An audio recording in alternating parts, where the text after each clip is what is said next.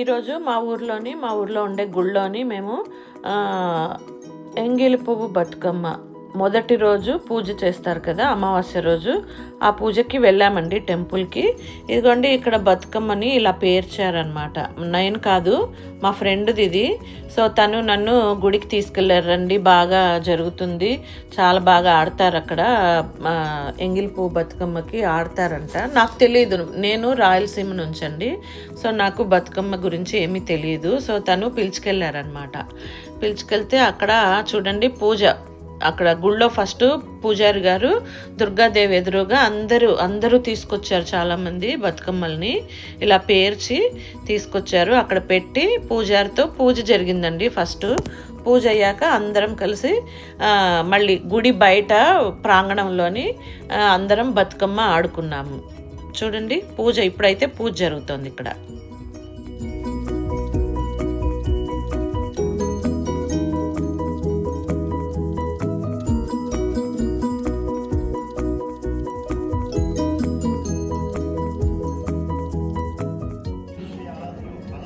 ఫలం మనోరథ ఫలం పుత్ర పౌత్ర ప్రవర్తనం యస్మాత్ అస్మాన్ శివం మేస్య అతః శాంతిం.